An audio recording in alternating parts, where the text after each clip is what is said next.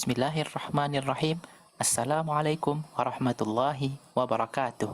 Jumpa lagi dengan saya, Subadrun Al-Badri, dalam pembahasan tentang konsep dasar penelitian pendidikan. Poin pertama, pengertian penelitian pendidikan.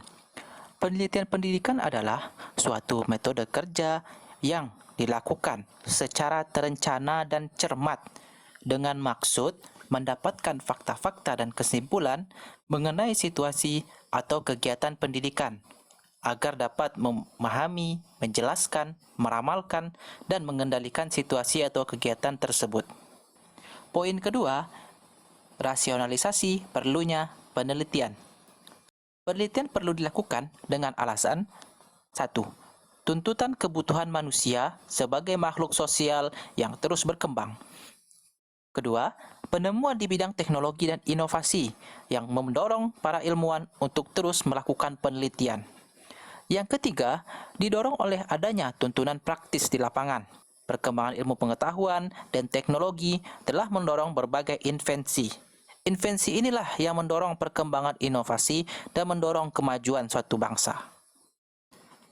Poin ketiga, yaitu tujuan penelitian. Tujuan umum penelitian adalah yang pertama, eksplorasi, yaitu untuk memuaskan rasa ingin tahu.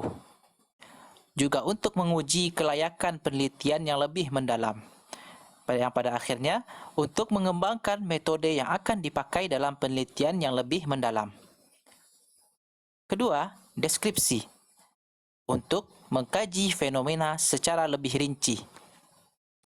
Tujuan ketiga, prediksi, untuk mengidentifikasi hubungan yang memungkinkan spekulasi tentang suatu hal dengan berdasarkan hal yang lain. Yang keempat, eksplanasi, yaitu mengkaji hubungan sebab akibat. Tujuan kelima, aksi, penelitian lanjutan dari salah satu tujuan penelitian lainnya, dengan penetapan persyaratan untuk menemukan solusi dengan melakukan sesuatu. Poin keempat, fungsi penelitian pendidikan.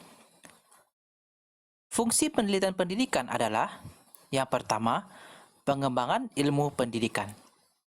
Yang kedua, pemecahan masalah pendidikan, terutama masalah-masalah yang berkaitan dengan kualitas proses pendidikan dan pengajaran.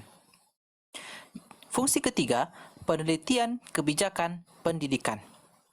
Fungsi keempat, untuk kepentingan pembangunan, khususnya yang berkenaan dengan posisi, tugas, dan tanggung jawab pendidikan dalam pembangunan nasional. Poin kelima, proses penelitian pendidikan. Proses penelitian pendidikan tidak lepas dari 4 tahap penelitian, yaitu tahap pertama, pengumpulan data, yaitu mendeskripsikan hal yang sedang terjadi, berpedoman dengan pertanyaan, apakah yang terjadi, apa masalahnya. Poin kedua, validasi internal, menemukan hubungan sebab akibat, berpedoman dengan pertanyaan, apakah yang menyebabkan hal ini terjadi? Apakah saya dapat mengubah keadaan tersebut? Tahap ketiga, validasi eksternal, yaitu membahas generalisasi terhadap temuan-temuan penelitian.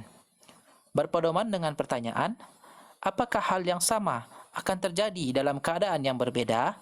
Seberapa jauh hasil dapat digeneralisasikan? Tahap keempat, penelitian teoritis. Setelah melakukan 3 tahapan penelitian, pada akhirnya, tahap terakhir, seorang peneliti mampu memberikan landasan teoritis tentang mengapa sesuatu itu terjadi. Poin keenam, beberapa keterbatasan penelitian pendidikan. Keterbatasan pertama, kompleksnya masalah pendidikan, karena dampak dari interaksi antar pelaku yang ada di dalam dunia pendidikan, orang tua, siswa, guru, dan masyarakat.